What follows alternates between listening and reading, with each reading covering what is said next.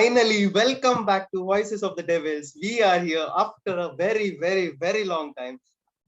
It happened a lot in between since the last time we captured the videos or we captured the tactical analysis or we talked about Manchester United. So this time around, we are there. With me is Roshan Sarvananan, straight away from UK. So we have got a lot to talk about. But firstly, starting off with the first news, that is the first press conference has happened today. That is, Ralf Rangnick is officially the interim manager for Manchester United. And before that, we'll just touch base a couple of things. That is mainly talking about Ole and Michael Carrick, and then we'll come back to Ralf Rangnick. So, Roshan, can you just summarize the Ole 3 years of Ole in just a quick small time? Yeah, first of all, disclaimer, us being absent from YouTube or these videos has nothing to do with the fact that the Solskjaer tenure went down to the ground or anything like that. Life just got in the way. But yeah, the first 2.5 years, like here's the thing, right? When he took over in mid 1819 after Mourinho departed the club, we were in a pretty bad situation. Like it felt like the environment was quite toxic. It felt like once again the football had devolved a bit, and at that point in time we just needed someone who would come in having had experience of knowing not just the standards of what Manchester United were, but someone who could potentially lead us in a different direction of not just disciplining them on and off the pitch, but like putting an arm around their shoulder. And having Solskjaer brought in, who had already coached us in the reserves and also was the attacking coach for the famed 07-08 team. We figured with those credentials at the very least, and with what he did with Molde, sure, fine, the Cardiff era was a bit iffy, but we felt that for the objective in time, we felt that Solskjaer was right for the job. From that point up until March 2019, my God, we had a different scene entirely. Like the football was unreal. We got the results. It all culminated in that famous night in Paris, where we became the first team in the Champions League to ever overturn a 2-goal deficit at home in the away leg. And merely days after that, bang, he got the permanent contract. And at that point, we were just like, brilliant, we are all in on this guy. Fine, the tactics may not be as refined as other big managers, but the siege mentality is back on. Manchester United are back in the game. And over the next 2 seasons, rather, we had slow, steady, but very, very good progress in both the Premier League and in the Cups. I think we haven't gone past, like we weren't eliminated ever in a round of 16, I guess, when it comes to knockout tournaments.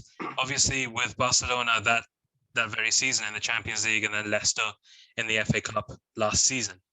But obviously, even in the group stage elimination, honestly, Champions League, it is like those kind of eliminations are quite difficult to take.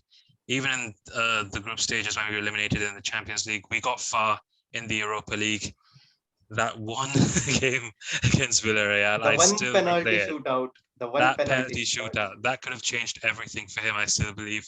But yeah, honestly, we were ready.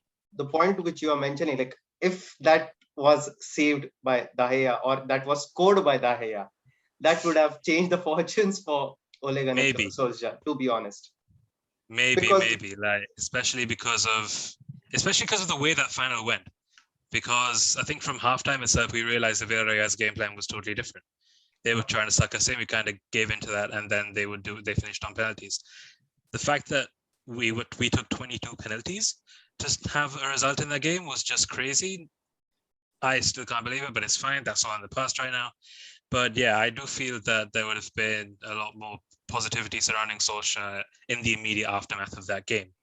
Obviously, in the summer, we brought in Rafael Varane, we brought in Jadon Sancho, and then the return of the big man himself, Cristiano Ronaldo, coming in, and we really thought that there was an idea in place, there was a real structure in place to just go up and fight for the title. Not to be. There's a lot of discourse around how much of a hindrance Ronaldo was to Solskjaer's plan, how much David De Gea coming back into shot-stopping form has kind of not just hindered Dean Henderson's chances to really compete for the number 1 spot, but also like because of De Gea's obvious deficiencies in other areas, Yep. whether it's a bit unfair for Dean to still be on the bench. There was a little tactical tweak this season as well, where instead of just a pivot and counter attack, we decided to play a bit more progressively. We'd have a sitting midfielder. Obviously, you can't have that sitting midfielder be Fred, because for all his tenacity, he's not exactly as composed. Obviously, as we see, Adama Traore and Saint-Maximin and people like that, they actually target him in a way when they come and dribble at him. But yeah, at the end of the day, Ole took us as far as he could. I have a lot of respect for him still. I know that a lot of people I talk to don't share that same opinion. That's fine by me. But yeah, it's been really good for him. Of course, these past few weeks have been bad. Liverpool, City, and then the Watford loss, obviously culminating in the departure. Probably a bit too late. But Michael Carrick, in his absence, has performed brilliantly as a caretaker manager. He did beyond average, to be honest. Like, he did. Expecting to get points against Chelsea and Arsenal and mainly Villarreal in the time what we were going through, it was very difficult for, like, I wouldn't have imagined he would have got points from every match.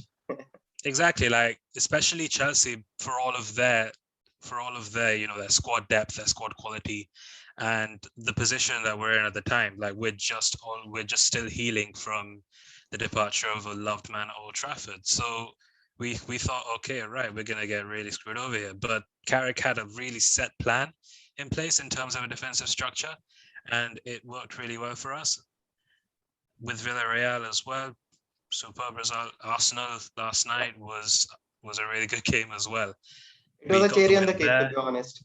It really was. It really was. Especially, the fan cam derby and all that. It's good to win that, obviously. How the times have changed from one of the most feared fixtures in the Premier League to one of the most feared fan cam collaborations on YouTube. But it's just a bit sad as well, because not minutes after we were celebrating that victory, obviously in India, you were celebrating at 4 a.m. in the morning. We get news that he's left the club. Not just stepped back from management, but he's left the club, and all of a sudden, it's another era that's ended at Manchester United, because he comes in in 2006 as a not well-known Spurs midfielder. Some likened him to a Pirlo when a Gattuso was required. I remember reading that, but his legacy at the club is incredible. Absolutely. Like as a player, as a coach, and now as a caretaker manager. Understated, underrated, and has my and mainly respect. I never felt like there was a huge difference between the game style, but the small tweaks, like playing Scott McTominay as a third center back, pushing the full backs kind of a little bit high. So that thing worked for that specific moment. And what a caretaker manager does, he just wants to extract out the result and make sure the ship reaches the coast. That's the main thing. And he exactly did the same. And he actually 7 out of 9 points is beyond imagination, honestly. Exactly, a 2.33 points per game ratio, retiring with that kind of number, regardless of how many games you've had. Absolutely. It's a very good number to have. It's a damn good number to have. Absolutely. But he left with a very head high. Like, honestly, nobody was expecting him to leave. And that came out of as a shocker. Like, he is kind of walking away is kind of a resignation only, right? So he didn't even want to stay, because he know if instead of 7 out of 9 points coming, if it was 1 out of 9 or 0 out of 9, he would have been mentally gone because of the fan base which we have. So the best thing which he could have found out was walking away from the club entirely, not even staying in the back room, because definitely at some other point he will be having the playing game and the gun will always be pointed at him. So it's better for him to go away. Yeah, and it was his decision entirely. Apparently, Ralf Rangnick had persuaded him to stay, but he realized that he's devoted more time than he expected to the game of football. He was completely like he was fine. He was firm on his decision. He was not budging around, like if yes or no. One meeting, no, it's done. That's all. Exactly. Full respect to him for that. Brilliant guy, brilliant player. And he's always welcome at Old Trafford, obviously. Absolutely. No matter what. Yeah. But obviously those chapters are now closed. And And with the incredible announcement that we had just last week and this press conference that happened earlier today, we finally welcome the big German. Amey has been waxing lyrical about this guy for God knows how many years. Ralf Rangnick, former Red Bull sporting director. My God. absolutely. Before, like, he moved on like quite a while. Like, people have posted a lot of videos. Even Steven Hausen have posted. Like, there are multiple analysis channels which have posted like from where Ragnick began his journey. Since that friendly which he played against the Russia, since then that has been. Not just, I don't think it was Russia actually. When It he wasn't was, team from Russia. no, it wasn't. It was Dynamo Kiev. They're from Ukraine. Yeah, but That's probably the game you're talking about because it was very, might very be early on into his because it managerial was been career. mentioned as the Russian manager, so I was bit confused between which. Valery Lobanovsky. Yeah, Lobanovsky was the name. So yeah, he is Russian. yeah. Or So Ukrainian, maybe from that region. But yeah, yeah, he was he was only 25 years old when he assumed coaching for the first time at one of his former clubs, Victoria Backnine. And this was in the 1980s, by the way. yeah, So absolutely. he has 84, a I guess, to be storied, precise. exactly, he has a storied long history in football, which has benefited not just the clubs that he's managed, but Germany and Europe to this day. You know, Yeah, now he's managing Manchester United and taking charge of the club against his prodigies, his disciples, yeah. in a way. Three But yeah, disciples in the same league. It is first is Thomas Tuchel, second is Jurgen Klopp, and the third is the Austrian Ralf Ralf Hasenhüttl. Hasenhüttl. So these three, they definitely learned a lot from, because there is always, when you are a manager in the German Bundesliga, there will always be a little bit of influence of Ralf Rangnick in that. So talking about Ralf Rangnick, so finally the heavy metal, the rock and roll, it's not a slow waltz, has arrived at Old Trafford, the theater of dreams. Ralf Rangnick is the new interim manager, and I literally cannot stop cribbing about what I was facing through before he was arriving. And when I just heard the announcement, I was just cooking around for the food, and one of our friends called me. I didn't receive the call. I was not hearing the audio for that. But when I called back, I heard that Ralf Rangnick has been declared as the interim manager, and then it went nuts. And since then, I have been talking a lot in every possible group at any possible timing of the day. It has been Ralf fucking Rangnick. Like if there was an Indian Rangnick FC kind of fan club, I think you're the president for that. If in any way, like your Absolutely. enthusiasm on this matter has been well noted. Yeah, yeah, yeah. And Incredible. like, I would like talking about him. Definitely talk. We should talk about a little bit of tactics, what he will be bringing. And I have observed him like since not entirely a decade, but decent amount of years. Like, because after Sir Alex Ferguson left and Gill also left with him, right? So that time, a person who could manage the club, who could handle the academy, who could promote the players, who could identify the targets, who could establish a proper scouting network. This guy is entirely a package for that. So his work at Hoffenheim, then at Leipzig, and then handing over to one of my second favorite, Julian Nagelsmann. So entirely the thing has been properly set up for him to take up the stage at Old Trafford, honestly. And exactly, and it hasn't just been from Hoffenheim or Leipzig. You know, like it started at Stuttgart. yeah, In like what the early 1990s, he won his first senior trophies there as well. But you have to really commend his guts as well to take on a job of this magnitude, even after being out of the game for so long, because that's something that he's had since he was the manager of Ulm 1846. yeah, Back in 97, 98, he won the the German third division, German, the Regionalliga Süd in his first season there. yeah, And then he was invited onto ZDE Sports Studio TV, which is obviously a German sports channel in a way back then, because this guy is all of a sudden creating waves in a different process thanks to him and his aide in a way, Helmut Groys. They both met yeah. at the Württemberg FA. Both of them were inspired by Lobanovsky in different matters, and their ideas combined to create Gegenpressing Yeah. And somehow. to be honest, like gegenpressing came from the two things. Like one was Lewandowski, and the second factor was AC Milan Sachi. Sashi section, Arrigo isn't it? Sacchi, of course, So one of the the man all-time. was so impressed with him. So he tried to adapt the things, and he wasn't aware like the players can run for fucking 19 minutes, 90 minutes throughout the time with a progressive passing, not the sideways passing, and having an attacking mentality. So that when combined, then the emergence of the gegenpressing came into picture.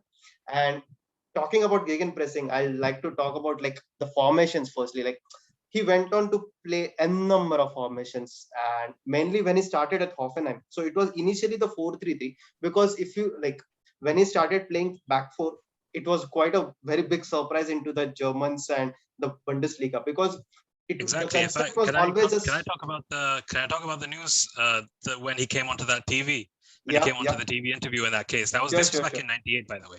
This yeah, was back in 1998. By that time, the Germans had been playing with Beckenbauer's idea of a libero sweeper, a five at the back, exactly, for 20, 30 years.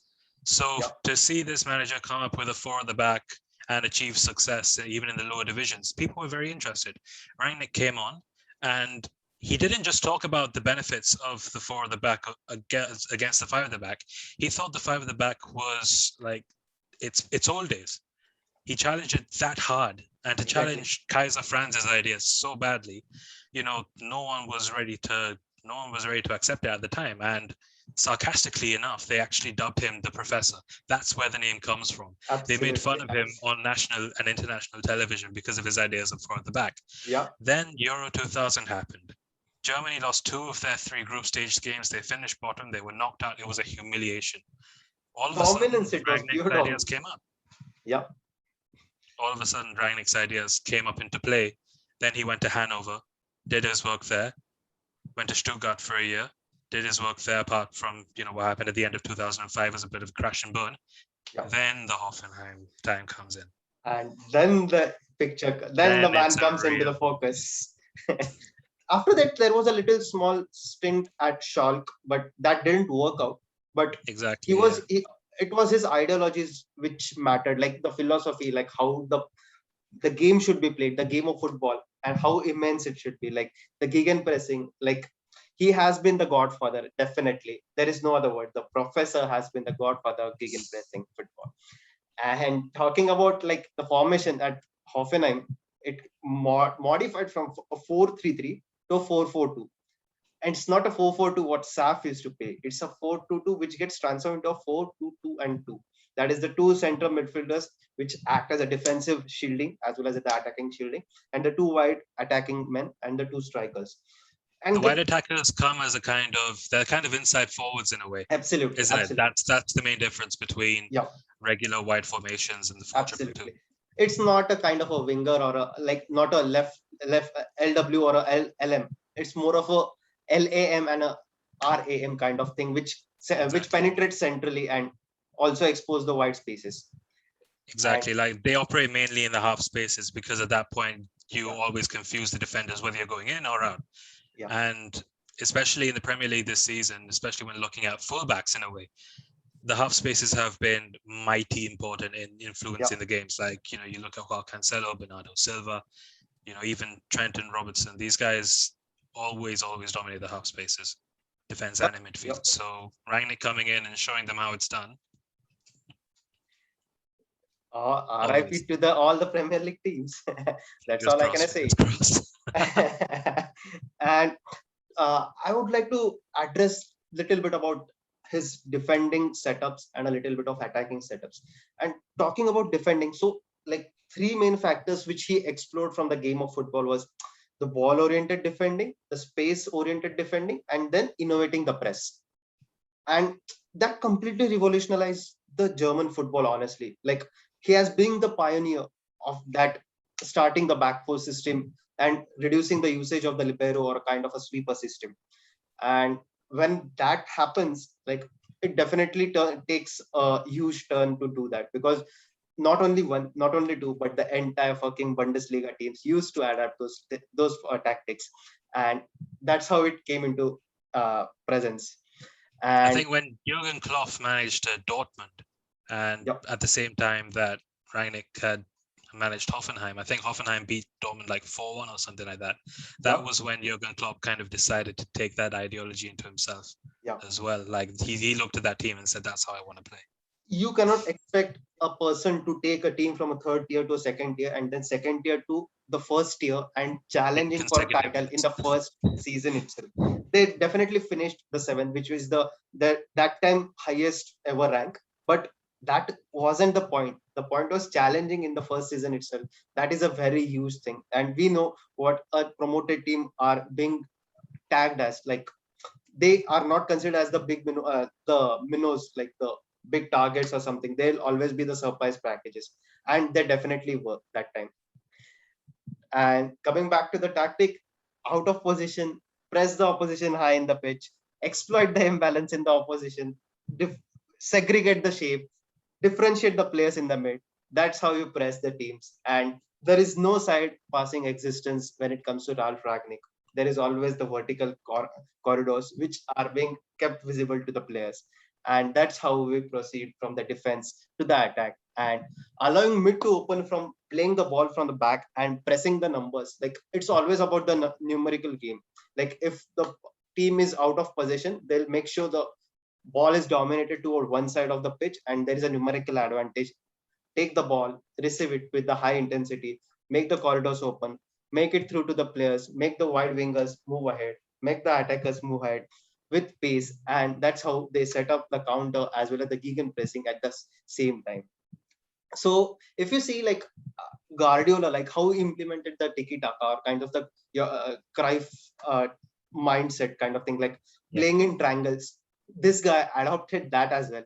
Made sure the playing triangles will affect the again pressing with a high intensity. So it this guy literally changed the face of tactical shield. Like, and he is so simple. Like he just carries his own board, having a video analysis behind him with a earpiece in his ears, just hearing what is going around there and just manipulating onto the board and what exactly how the player should be there.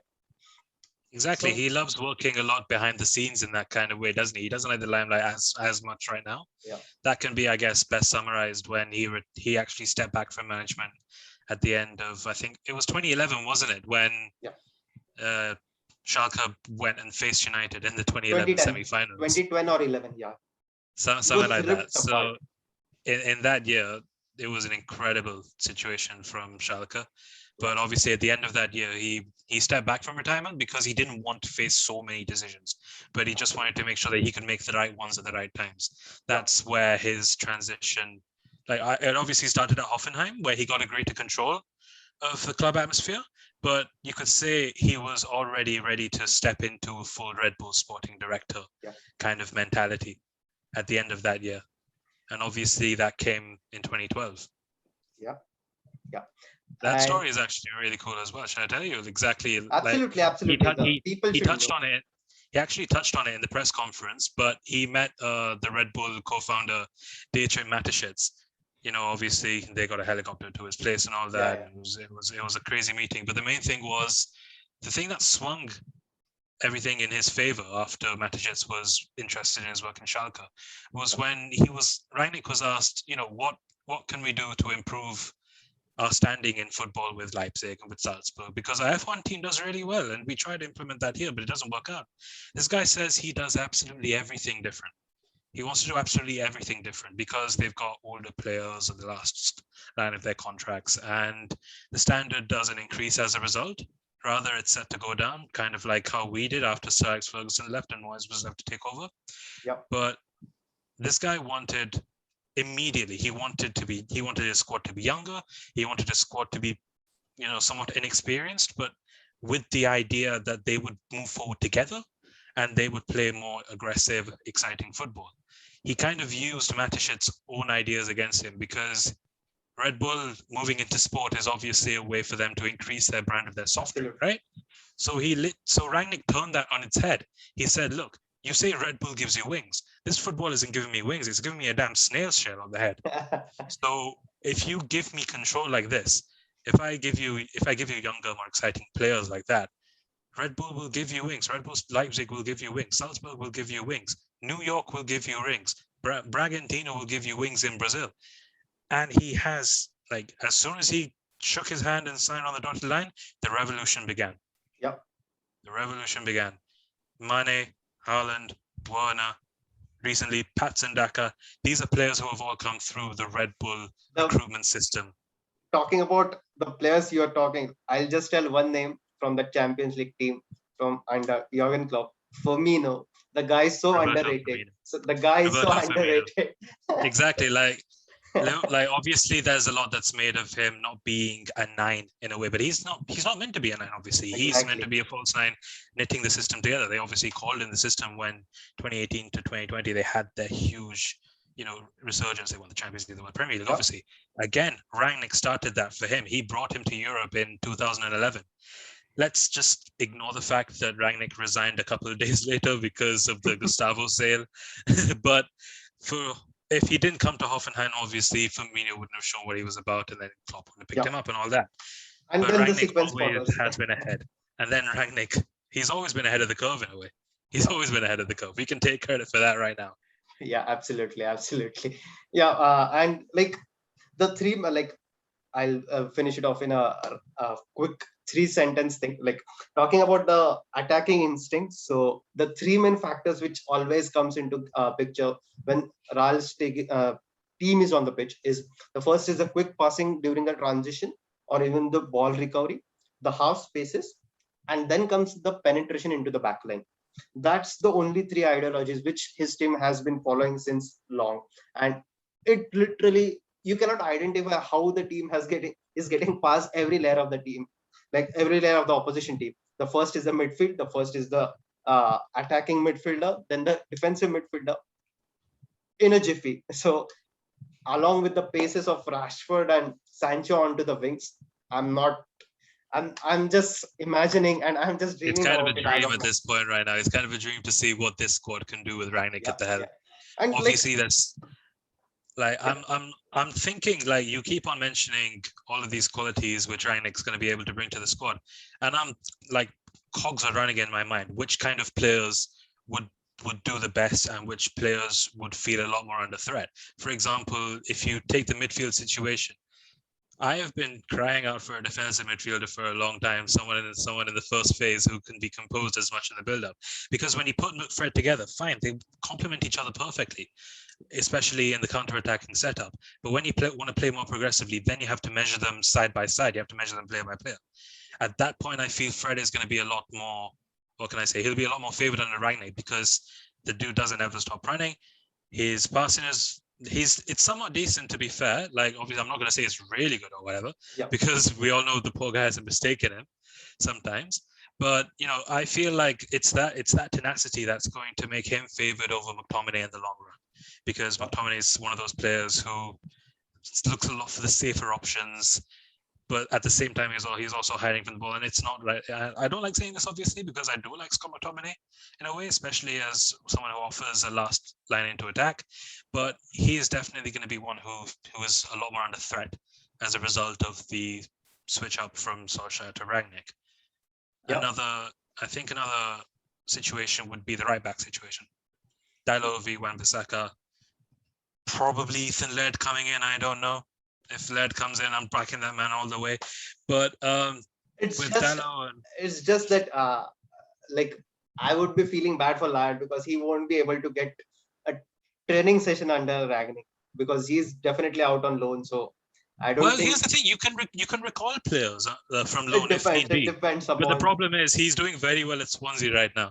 exactly. He's doing very well at Swansea right now. So I don't think they would want to let him go so soon. Like Yeah. Russell Martin, especially, he was the manager there. He was the manager at Laird's first loan club, MK Dons. So obviously he and Laird have a very good relationship. So we'll take Laird out of the picture for now. Maybe at the end of the season when he comes back, Rangnick can talk to him in a consultancy manner. Who knows? Yeah. But yeah, again, Dalot v Wan-Bissaka. Wan-Bissaka, big pro is his 1v1. Another big pro is his recovery rate. Obviously, the main things we have as issues for him are his positioning isn't exactly the best. A lot of people like to give an aerial ball to the back line over his head because that's obviously the best way into the attack, because he finds himself a bit caught out of position up ahead. And obviously when he gets into, I'd say, the final third, maybe, Yeah. he's still not confident enough to take men on like that and whip across it. Like Yeah. I find it, True. I think he's quite decent at crossing, to be perfectly honest with you, but it's just that confidence that comes up. I think he's pretty good on ball as well, but he needs to improve a lot of that confidence to become a more well-rounded Absolutely. fullback in the modern shape of the game. You look True. at Diogo Dalot as well. You know, out on loan at AC Milan, I didn't think much of that as well. Like he did do well, but my issue was he played more on the left hand than the right hand It was side. more of an inverter winger, and like Exactly. 11 games, to be precise, 11 games it was his position, and Small then sample size, to be fair. you cannot judge from that. But the Exactly. guy has a So decent ability, to be honest, and the talent which can be like improved honestly under a manager kind of a Ragnick if he comes, if he prefers him. But definitely, uh, I am pretty much sure the mold in which Ralph will look for his fullback, AWB is definitely not at it.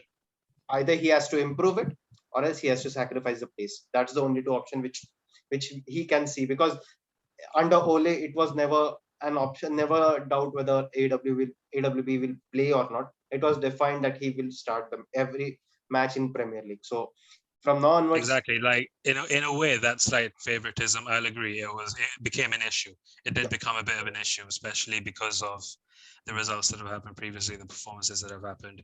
yep, yep, Uh, you know, again, that's something in the past right now. But when you look at what Rangnick is looking for in a fullback right now, I'd say Dallo fits that a lot more, obviously, because he's a lot more comfortable on the ball and he's a lot more innovative, I'd say. For yeah, example, there was one pass that he made where he cut into the line and then immediately released Bruno down that right hand side. yeah. That takes a good amount of awareness and precision to make it, Yeah, especially when and you're off that's balance. the place where AW lacks the game sense, Exactly. honestly. He can manage defending is definitely, we have seen what he can do when he's Yeah, just put into a defensive shape, but that's not all what we expect as of now from the fullback in the modern footballing age, honestly. So yeah, the things are definitely going to like change, or like they can be mixed up pretty much depending upon the opposition. And honestly talking, he has a very good run of fixtures starting from the Crystal Palace coming on Sunday. It's definitely exactly. good Yeah. amount of like 10 to 12 fixtures where he can try out his players whatever he wants, what formation he wants to do, and then he can gel up the players according to what his mindset is, and he can instill the gegenpressing kind of things, a kind of a short course, kind of like what we can say crash course kind of thing he can do. But yeah, definitely the things are on a good note, and coming from Glazers being the owner and Murdoch being there and Woodward being there in the boardrooms, I wasn't It's a expecting good this. thing But we had Murta on this, by the way, because in he was the 2019 he was approached as pushing well. he was a pushing force in 2019 as well, honestly. That time Exactly. he wasn't the guy, like he wasn't the DOF or like whatever you call it, but that time that designation was not on him. So Exactly. But now he hadn't, but obviously at the end of last season, he had well, not even, in 2020, he got the promotion. yeah, And now he finally has himself in the kind of role where he can make those decisions and defer as well. And working with Darren Fletcher and them two working under Rangnick in the next couple of years, 2022 to 2024, that's going to be and to be huge honest, for like all three of them. I have been talking to a lot of people on WhatsApp groups, on social media, and even like I have been having a word with you on groups as well. So what I see from people is they are not more interested about his tenure during 6 months. They are more interested about his tenure post that. Like he will be the Exactly. Yeah. consultant guy and he will be there into the boardroom kind of thing. Exactly. Like that long-term future of him collaborating with the board structure of the club is precisely why he was so open to calling, like to answering our call. He mentions in the press conference, Chelsea called him up as well after, like, was it after Lampard was sacked? Yeah, I think so. It must interim have been manager, interim as an manager. interim manager, but that was only for 4 months without any scope of influencing things at board level. We Yeah, were much more open to that.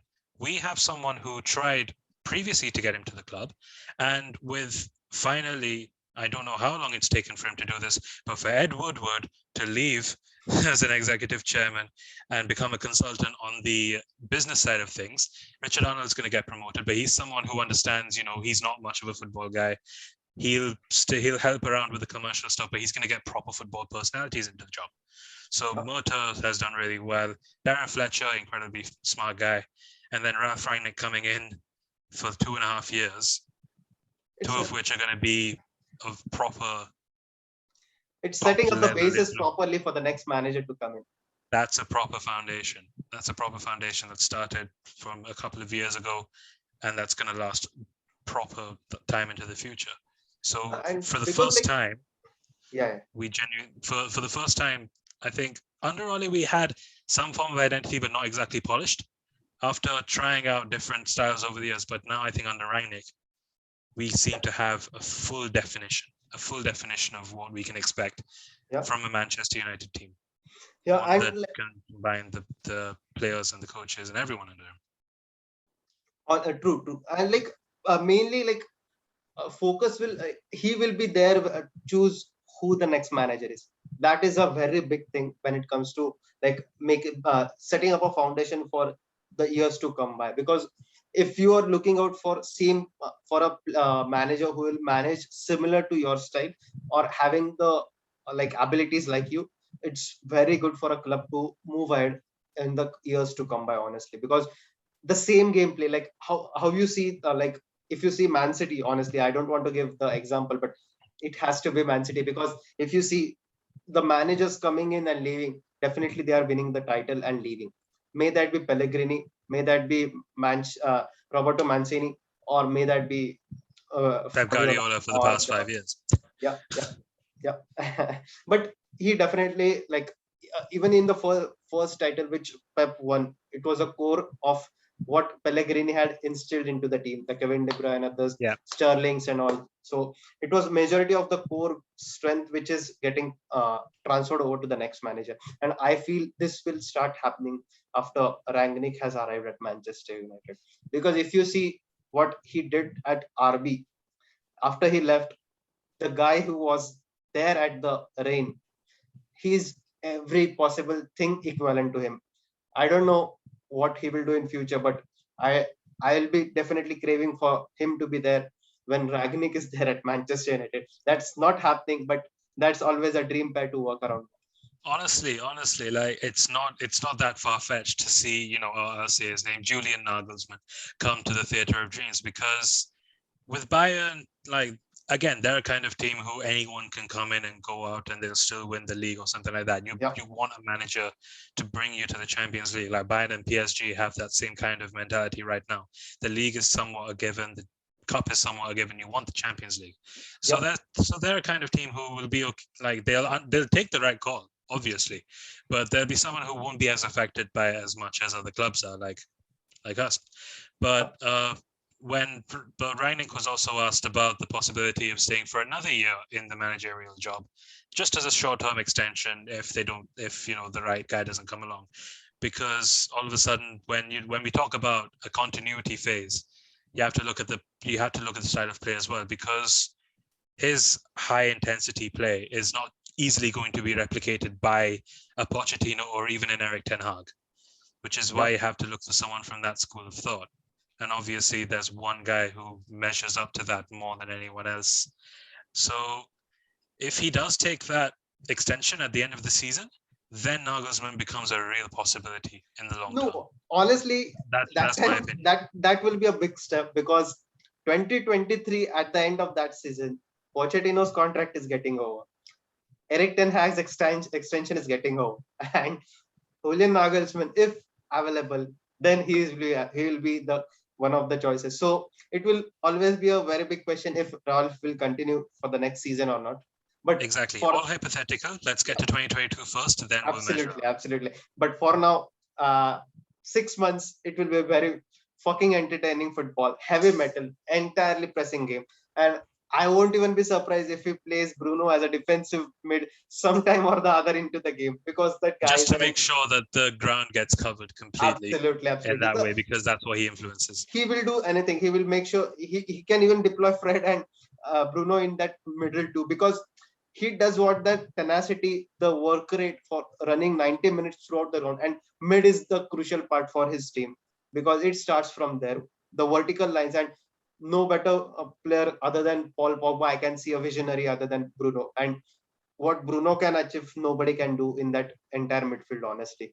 So, and we do need that kind of security as well. So obviously, once again, we come to the DM purchase, blah blah blah. That's obviously the main thing, in my opinion, to really put the final piece of the puzzle in, regardless of who the manager would be. But these next 4 months are going to be crucial. Like you say, we have a good absolutely. 10 to 15 match span, wherein if things go well for us, we could find ourselves right in the mix for the title again. Like we could find ourselves in the top 4 at the very least. And I was going to say, yeah, I don't think it'll be immediate, because obviously the kind of intensity that Rangnick brings is going to be levels above Solskjaer. Solskjaer came in wanting to revamp the fitness structure at United. He did that with the infrastructure off the pitch. He did that in the first 2.5 years. Yep. And that was obviously a bit of a level above Jose at the time.